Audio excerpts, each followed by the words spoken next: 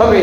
কারণ দুনিয়াতে আসার পরে দুনিয়ার কোনো আওয়াজ, দুনিয়ার কোনো শব্দ, দুনিয়ার কোনো কেয়ার তামসা, দুনিয়ার কোনো কিছু তার কানে পৌঁছার আগে যখন আল্লাহু আকবারের আওয়াজটা বুঝবে, এই আওয়াজটা বোঝার কারণে আল্লাহ তাআলা এই সন্তানের কলবে অন্তর দিলে আল্লাহ তাআলা একটা নূর সৃষ্টি করে দেয়। জোরে বলেন সুবহানাল্লাহ। বিদায় তখন এই সন্তানটা আর বামপথে হতে চায় না। যখন আল্লাহ তাআলা নূর সৃষ্টি করে দেয় তখনই এই সন্তানটা সর্বদাই আল্লাহর দিকেই ধাবিত হতে থাকে। আবারও বলেন সুবহানাল্লাহ। মুহতারাম হাজরিন, এরপরে সন্তান জন্মগ্রহণ করার পরে 7 দিনের জন্য তার জন্য কি করা এবং সুন্দর একটা নাম রাখা। এমন সুন্দর নাম রাখবেন যে সুন্দর নাম রাখার কারণে কাল কিয়ামতের মাঠে, হাসরের মাঠে আল্লাহ তাআলা যখন যেরকম ফাতেমা রাদিয়াল্লাহু তাআলা আনহা বলে যখন ডাক দিবে, এক ফাতেমাকে ডাক দেওয়ার কারণে হাজারো ফাতেমা দাঁড়িয়ে দেবে। আল্লাহ তাআলা বলবে, এই ফাতেমা হগল, তোমাদের কথা আমি দেখিনি, আমি দেখেছি রাসূলের মেয়ে ফাতেমাকে। জোরে জোরে বলেন সুবহানাল্লাহ।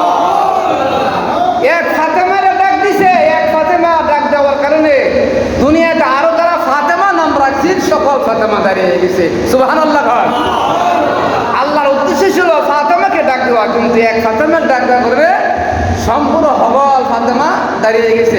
আল্লাহ তাআলা ডাক, যত ফাতেমা নাম রাখছো আর আমার এই রাসূলের মেয়ে, আমার বন্ধুর মেয়ে ফাতেমার সাথে মিল আছে, এই ফাতেমার সাথে মিল থাকার কারণে আমি আল্লাহ তাআলা সকল ফাতেমাকে মাফ করে দিলাম এবং জান্নাত দেয়া দিলাম। জোরে বলেন সুবহানাল্লাহ। এজন্য সন্তান জন্মগ্রহণ করার পরে সন্তানের একটা সুন্দর নাম রাখা, তারপরে সন্তানদের নিয়ে সন্তানকে প্রথমে আমরা কি শিক্ষা দেবেন এটাও একটা দায়িত্ব, একটা হক। বর্তমান সমাজে সন্তানকে জন্ম হওয়ার পরে সন্তানদেরকে দাদা দাদা, বাবা বাবা, সে বিভিন্ন ডাক আমরা শিখাইতে দেখি, কিন্তু মূলত এগুলা না শিখাইয়া সন্তানদেরকে প্রথমে আপনি শিখাইবেন আল্লাহ আল্লাহ, আল্লাহু আকবার, লা ইলাহা ইল্লাল্লাহ, আশহাদু কালিমা শাহাদাত, কালিমা তৈবা, এইগুলো আমরা শিক্ষা দিতাম। কিন্তু আমরা আল্লাহ আল্লাহ না শিক্ষা দিয়ে, কালিমা তৈবা শিক্ষা না দিয়ে আমরা বিভিন্ন ডাক মামা, বাবা, দাদা, চাচা, আঙ্কেল, আন্টি এগুলো আমরা শিখাইতে দেখি। মুহতারাম হাজরিন, এগুলো যদি আপনার সন্তান হয়ে থাকে আপনাকে বাবা থাকবে, আপনার নাতি হয়ে থাকলে আপনাকে দাদা থাকবে, এগুলা শিখাইতে হবে না। মুহতারাম হাজরিন, উচিত ছিল শিক্ষা দেওয়া তাকে আল্লাহ শিক্ষা দেওয়া। কি শিক্ষা দেওয়া? আল্লাহ। আজকে থেকে আমরা আমাদের সন্তানদেরকে কি করবো? জন্ম হওয়ার পরে প্রথমে আমরা একখানে আজান আর এখানে ইকামত দেয়া দেব, এরপর আমরা সুন্দর একটা নাম রাখবো, এবং 3 নম্বরে আমরা কি করবো? সন্তানদেরকে প্রথম আল্লাহ আল্লাহ শিক্ষা দিব। জোরে বলেন সুবহানাল্লাহ। আর সন্তানটা বড় হতে না হতে বর্তমান যে হালত বলতেছি, মোবাইল একটা ধরিয়ে দেয়। এই যে মোবাইল ধরিয়ে দিতে দিতে মোবাইলের আসক্ত করতেছেন, এই সন্তানকে কোনোদিন আলেম বানাতে পারবেন না, এই সন্তানকে কোনোদিন মাদ্রাসায় পাঠাতে পারবেন না, যত চেষ্টা করেন। কারণ সে তো মোবাইলের আসক্ত, সে মোবাইলের প্রেমে পড়ে আছে। এই মোবাইল থেকে দূরে রাখতে হবে। মোবাইলে শুধু ভালো কিছু আসে না, মোবাইলে খারাপ এবং ভালো সব কিছু মিলাই আছে। এই জন্য সন্তানদের হাতে মোবাইল দেওয়া যাবে না।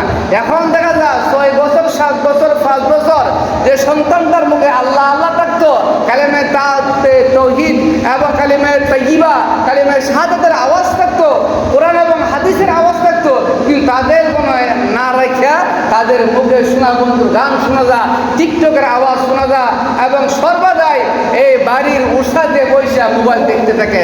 জোরে বলেন নাউযুবিল্লাহ।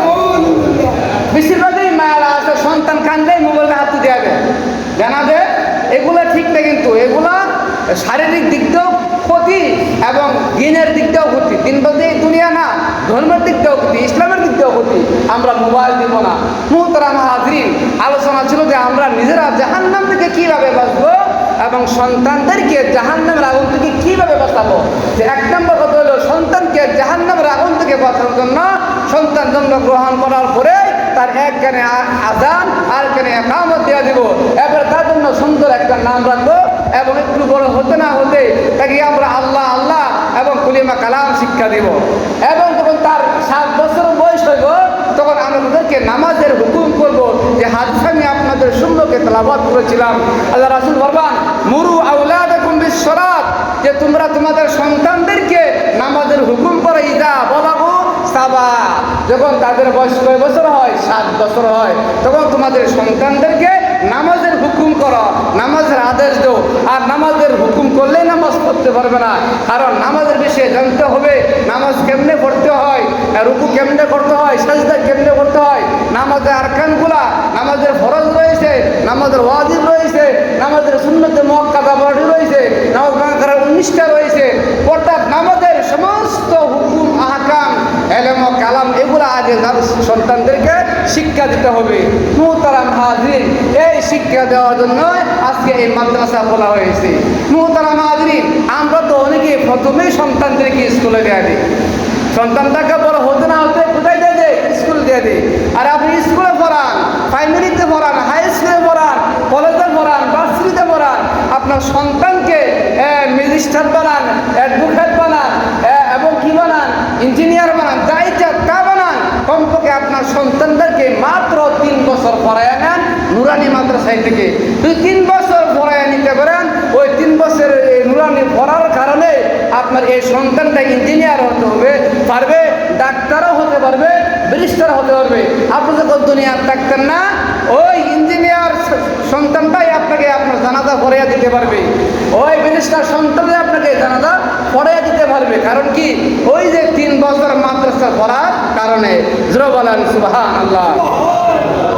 এই জন্য প্রথমে আমরা কোথায় বলবো, আমাদের সন্তানদেরকে মাদ্রাসায় বলাবো, কারণ মাদ্রাসায় ইলম ও কালাম শিক্ষা দেয়, মাদ্রাসায় কলিমা কালাম শিক্ষা দেয়, মাদ্রাসায় শিক্ষা দেয় নামাজ কেমনে পড়তে হয়, এবং মাদ্রাসা শিক্ষা দেয় গোসলে ফরজ, মাদ্রাসা শিক্ষা দেয় উযুর ফরজ, মাদ্রাসা শিক্ষা দেয় তায়াম্মুমের ফরজ, মাদ্রাসায় কোনটা হালাল, কোনটা হারাম, কোনটা বৈধ, কোনটা অবৈধ, কোনটা জায়েজ, কোনটা না, মাদ্রাসায় শিক্ষা দেওয়া হয়।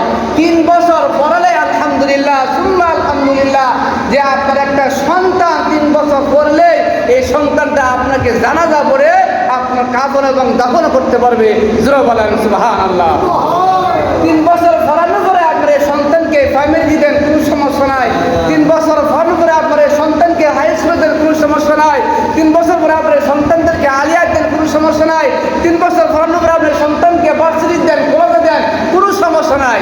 কিন্তু ভার্সিটি পড়িয়া কলেজে পড়িয়া আপনার এই সন্তানটা কোরআনে কারীম তেলাওয়াত করতে পারবে, নামাজ রোজা শুনতে পারবে, তাদের আরকানগুলো যে জানতে পারবে, হুকুম আহকাম শুনতে পারবে, আপনার দুনিয়া থেকে বিদায় হলে আপনার সামনে লাশ আপনাকে রাইখা জানাজা পড়িয়া কাফন এবং দাফন করতে পারবে। মুহতারাম হাজরিন, আপনারা যখন আপনার বাবার লাশকে সামনে রেখে পিছনে দাঁড়ান, তখন আপনার বাবা কি বলে আপনারা জানেন? আপনার বাবা যখন চিৎকার করে বলতে থাকে, এ সন্তান, এতদিন দুনিয়াতে ছিলাম আরামের গুণকে হারাম করে, মাথার গাম পায়ে ফেলে তোদের জন্য কষ্ট করে এই সম্পদ জুড়ে রেখেছি। আজকে যে সন্তান, তোদের কাছে আমি সম্পদ চাই না, তোদের কাছে আমি টাকা পয়সা চাই না, তোদের কাছে আমি ধন সম্পদ কোনো কিছু চাই নাই, এই পট্টালিকা বিল্ডিং গাড়ি বাড়ি আমি কিছুই চাই না। এই সন্তান, তোরা আমাকে একটু হাদিয়া দে, একটু হাদিয়া দে। কোন হাদিয়া? আল্লাহ মাগফির লানা হাইয়িনা ওয়া মাইতিনা ওয়া শাহিদিনা ওয়া গায়িবিনা ওয়া সাগীরিনা ওয়া কাবীরিনা ওয়া যাকারিনা ওয়া উনসানা। এই হাদিয়া রকম তোকে আমাকে দে। কয়জন সন্তান আছে মাদ্রাসা না পড়িয়া এ দোয়াটা করতো? আছে এরকম খুবই কম। জানাজা যারে কি হুজুর জানাজার নামাজের নেওয়াটা হয়েছে, তুমি যদি নেওয়া হইতে পারো না, দোয়ার নাম দোয়াটা কেমনে পাবা? তাহলে তো বাবা লাশ সামনে রেখে হা করে বুক করে দাঁড়াইতে হয়। ওদের আগে এখানে একটা জানাজা হয়েছে, নাম বলবো না, আমাকে বলতো হুজুর 6 তাকবীর না, আমি ইন্নানিল্লাহ 6 তাকবীর না, এটা 4 তাকবীর। আল্লাহ বুঝেন অবস্থাটা, সন্তানের অবস্থাটা বুঝেন। মুহতারাম হাজরিন, এই জন্য সন্তানকে প্রথমে যে আপনারা মাদ্রাসা দিচ্ছেন, নুরানি মাদ্রাসা, অনেকেই ভাবে যে নুরানি মাদ্রাসায় পড়ালে মনে বাংলা ইংরেজি পড়ে না। না না, স্কুলে যে বাংলা পড়া, যে ইংরেজি, যে গণিত, যে সাধারণ জ্ঞান, যে সমাজ বিজ্ঞান, আমরা মাদ্রাসাতে নুরানিতে আমরা এই বাংলা, ইংরেজি, অঙ্ক, গণিত সব কিছু আমরা পড়াই। স্কুলে পড়া 4 ঘন্টা বা 6 ঘন্টা, 10টা থেকে নিয়ে 12টা পর্যন্ত একদল, আর একদল 12টা থেকে নিয়ে 4টা পর্যন্ত একদল, তো 4 ঘন্টা মোট পড়া। আর আমরা পড়াই 9টা থেকে নিয়ে 4টা পর্যন্ত, মাঝখানে মধ্যে 2 ঘন্টা বিরতি, জোহরের নামাজ আর 12টার সময় গোসলের টাইম। এই 4 ঘন্টা। সাবজেক্ট কি? সাবজেক্টও মিল আছে, সব কিছু মিল আছে, কিন্তু আমরা অতিরিক্ত আরো 4 ঘন্টা বেশি পড়াই। কোন ঘন্টাটা বেশি পড়াই? এই কোরআন এবং হাদিস ঘন্টাটা বেশি পড়াই। জোরে বলেন সুবহানাল্লাহ। পার্থক্য কোথায়? তারা যে বাংলা পড়া, আমরা এই বাংলায় পড়াই। পার্থক্য এই জায়গায়, তারা পড়া ওতে ওয়াদাগর, আমরা পড়াই ওতে উজু। জোরে বলেন সুবহানাল্লাহ। যে ছাত্ররা শুধু বলায় ওতে উজু পড়বো, যে এই ছাত্রটাকে কোনোদিন উজু না শিখে বলবো, যখন তার মা ভরে গেল বাচ্চা বলো তো ওতে উজু, যখন ওতে উজু করবো তো বাচ্চা জিজ্ঞাসা মা উজু কিতা, তখন কইব উজু হইলো নামাজের আগে দুনো হাত দেওয়া, কুলি করা, মাথা মাসাই করা, চোখ দেওয়া। তখন মা এগুলা করলে কি হবে? এগুলা তুমি শারীরিক তোমার পবিত্রতা হাসিল করবে এবং দিল আত্মা অন্তর্গ তোমার সাফ করে দিবে। এবং তারপরে কি হবে? তারপরে তুমি মারা গেলে আল্লাহ তোমাকে জান্নাত দেবে। জোরে বলেন সুবহানাল্লাহ। আর তারা কিটা বলায় কিন্ডার গার্ডেনে ওতে অজাগর। সন্তান বাচ্চাকে মাকে জিগা মা অজাগর কিটা? অজাগর একটা সাপ। এই সে অক্কান নাম অক্কান বড়া কি পাইলো? কি পাইলো? পার্থক্য এতে দেখো, আমরা যে বাংলা পড়াই, আমরা যে ইংরেজি পড়াই, আমরা যে অঙ্ক পড়াই, তারা এগুলাই পড়া। বইয়ের নাম ভিন্ন হতে পারে, বাংলা তো বর্ণমালা 40টা একজাত, অন্য কিছু আছে, অন্য কিছু নাই। পার্থক্য কি? এই ওতে অজাগর আর ওতে উজু, এটুকু কি পার্থক্য? মুহতারাম হাজিরিন, সময় শেষ। এই জন্য আমাদের সন্তানদেরকে আগে 3 বছর মাদ্রাসায় পড়াইয়া কলিমা কালাম আমরা শিক্ষা দেই, নামাজ রোজা শিক্ষা দেই। যদি শিক্ষা দেয় তাহলে আমরা নিজেরাও জাহান্নাম থেকে বাঁচতে পারবো এবং সন্তানদেরকেও জাহান্নাম থেকে বাঁচাতে পারবো। জোরে বলেন সুবহানাল্লাহ। আমরা ভর্তি করবো তো ইনশাআল্লাহ, মাদ্রাসায় ভর্তি কাজ চলছে। অনেক সন্তানাদি এখনো বাকি রয়েছে, বাচ্চা কাছে এখনো গলি গলিতে ঘুরে, কিন্তু নামাজ পড়তেছে না।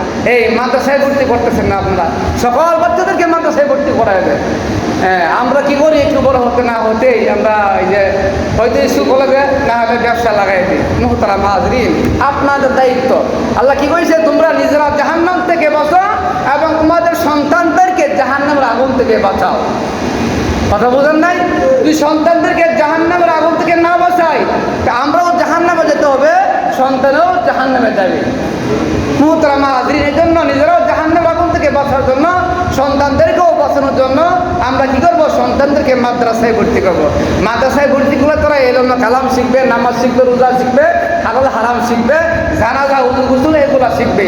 শিক্ষা 3 বছর পড়ানোর পরে এরপরে